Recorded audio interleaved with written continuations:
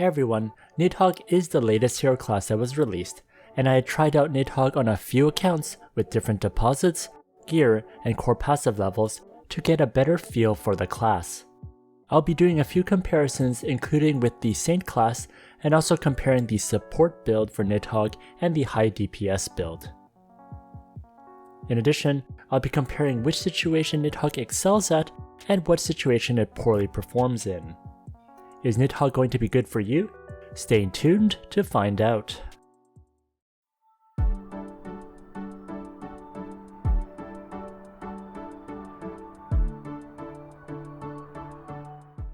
Nidhogg is a hero class, so it has a lot less skills compared to traditional classes.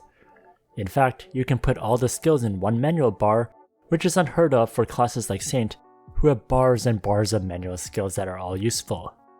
This class is heavily reliant on getting second line ruins to level up her core passive named Fetters. One concept with Nidhogg that I find extremely limiting is her buffs work only on Draconic Tribesmen. She can view one of her teammates as a Draconic Tribesman with Queen of Dragon. Her buffs and healing won't work on other members. This is quite painful when compared to other classes like Saint, who can buff and heal the whole party without this restriction. In addition, if you're 15 meters away, the effect is temporarily disabled. This isn't ideal for situations where the DPS needs to chase after things, because you could easily exceed that distance, or if you're teleported somewhere by your enemies. While recording this video, I was controlling my Novice Guardian, which runs around quite quickly, and I had my wife's account auto-follow me to stay within the 15 meters. Auto-following isn't always ideal, but this is a workaround. Also, Nidhoggs can't view other Nidhoggs as a Draconic Tribesman, so they cannot even do things like heal each other. This is supposed to prevent the endless invulnerability, but this still discourages having more than one per party.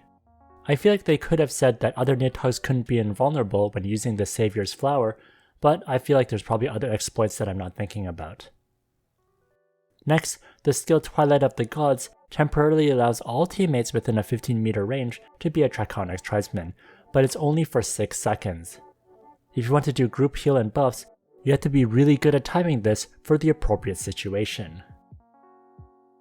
For example, in Oracle Nightmare, where people are being destroyed by the AoE, you have to make sure you hit that heal on your whole party and possibly Savior's Flower in case you can't out-heal the damage. In my opinion, these restrictions make it very difficult to replace a Saint. If your party has 2 Saints, then I think it's okay to replace one of them.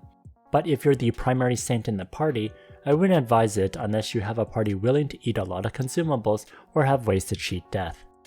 If you're the primary DPS, then Nidhogg is quite good since it does make one character very strong.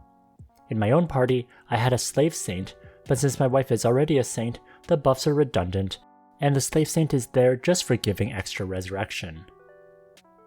For example, in this Legend run, I have both the Saint and Nidhogg following my Novice Guardian. My wife's Saint is really tanky and has good gear, so she stays as a Saint and keeps my weak slave Nidhogg alive. So my Nidhogg slave can give me good buffs throughout this run. For Legend runs, one of the skills that is really good is the Twilight of the Gods, which makes you a dragon, so you can bypass all the demi-human damage reduction. This will let you burst things quite well, but unfortunately it only lasts for 6 seconds. Also, if your core passive is not at level 4, then I'd stick with the full support gear. The amount of damage you're going to deal with streamers of Fallen Knight is not worth the loss of survivability, plus you can't generate any HP shields. With this full support build, on auto I have the Force of Life for healing and Flower's protection since both are quite spammable with fairly low skill cooldown. For manual, I would cast Twilight of the Gods when dealing with a group, and Savior's Flower since they have higher cooldowns and you want to save them for particular situations. For Queen of Dragons, you only need to cast this every 300 seconds, so you don't need to put this on auto. You can choose not to have anything on auto and cast all these skills manually for more control, as sometimes you want to heal in a particular situation after being hit and not precasting it due to the skill's cooldown. My wife's Nidhogg is using her Saint's full support gear. She also has only level 1 Fetters, so no HP shield. She's quite tanky and I was able to clear many instances with just her. This build is really good for doing weekly instances since you have a lot of HP and damage reductions. For offhand, she uses the Doomsday Omen for HP percentage and has the 18% HP random attribute. For card, she uses the Lewd Star card for magic reduction. For armor, she uses the Comet Warfare armor for lots of resistance to abnormal statuses and damage reductions. The Peko Peko card is used for the HP percentage. For garment, the Glorious Shoulder Badge for HP percentage and 12% skill damage reduction for the random attribute.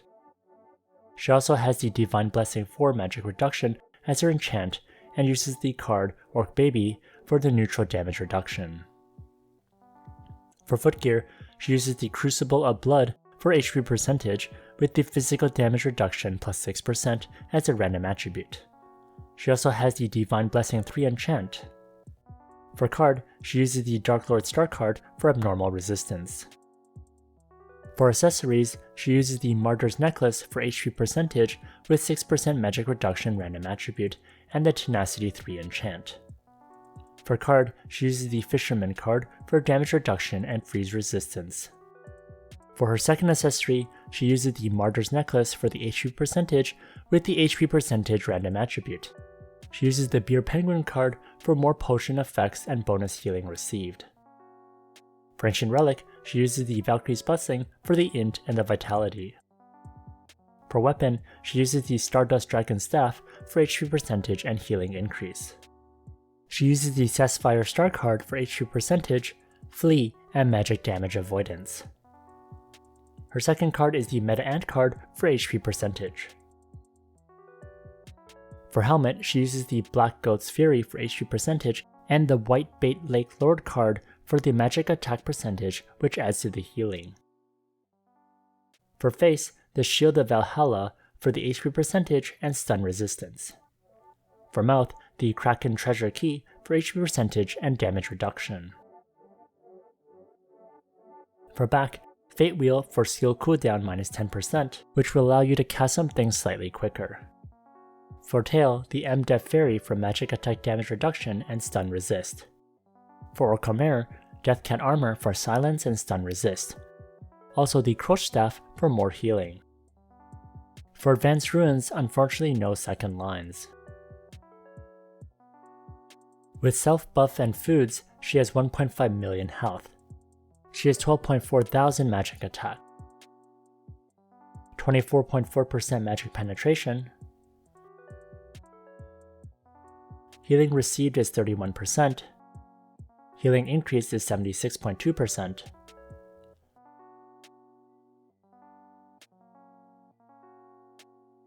magic damage percentage is 74%, magic damage increase is 23%, Ignore magic defense is 50.8%. For Adventure Handbook, she has 64,000 health, 1,769 magic attack,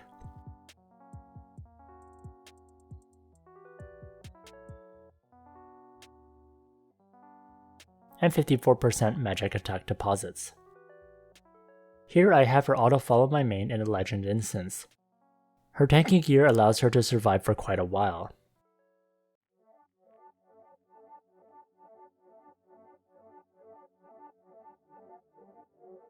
In another run, where I added 2 slave accounts, I found not being able to revive quickly was a deal breaker.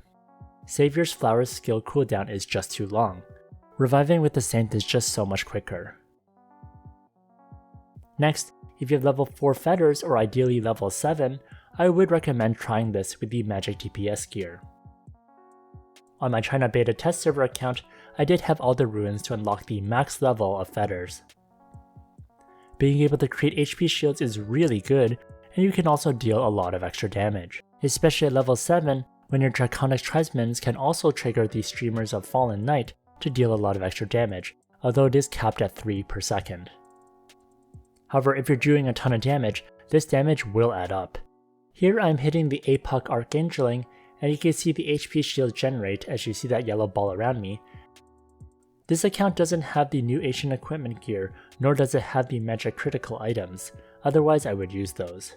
I'll briefly show this gear, since I want to focus more on the end results, which is the stats, more than these obsolete gears. One thing to note is I am using the ancient relic, Elf's Piccolo. I purposely did not use the HP relic since I wanted to show the HP shield's effectiveness without being affected by this purple ancient relic. So that's why I chose to use Elf Piccolo instead. For Ochre Mirror, I use the Stick of Wicked Thoughts for 20% magic penetration. I used the Meteorite Armor for the stun and freeze resist. With stealth buffs and foods, this account has 745,000 HP, 28,000 magic attack, 59% magic penetration,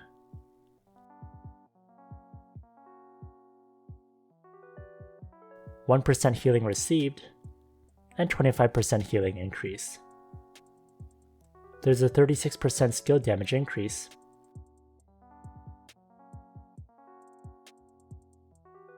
magic damage percentage is at 176, magic damage increase is at 43%, ignore magic defense is 199.5%, and there's a 50% dark damage increase. For Adventure Handbook, there's 96,000 HP, 3,174 magic attack, and 69% magic attack percentage deposit. When I hit a 0% dummy that is holy, I hit it for 128.4 million damage. That's a super ideal case, and I get a 25.6 million HP shield. Because your magic attack gives you more healing, I can heal for 208,000, plus the additional healing that happens 5 seconds later. So even if you go full magic attack, it's still quite beneficial from a healing perspective. Let's see how this Nidhogg performs with DPS gear.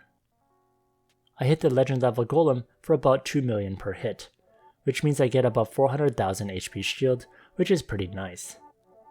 This leads to good survivability, and the damage is nice too. I only have Streamers of Fallen Knight in my auto, and I don't use my other skills unless I really need to.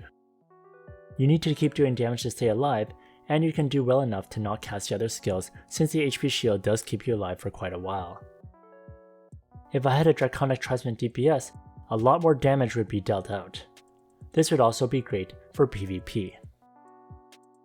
I personally think that if you're hitting this hard and generating really meaty HP shields, this would make up for the less spammable heal. One warning about dealing damage is you are stuck at dealing dark damage. If you fight the Legends level dragon, the damage is going to be decreased 75% since the dragon is undead. In this case I hit the Legend level dragon for 558,000, which would give quite a small HP shield that likely couldn't sustain whoever you're trying to heal. This is the same thing when you deal with targets in PvP as well. You may not get as good of a HP shield depending on who you're hitting. If I had a similar Nidhogg on global, I would definitely play it, since I do like this interesting playstyle of being able to deal damage and also being able to support others. This class definitely has potential, but is very conditional and has some very high requirements to be optimal. How are you enjoying Nidhogg? Let me know in the comments section. If you enjoyed this video, please like, comment, and subscribe.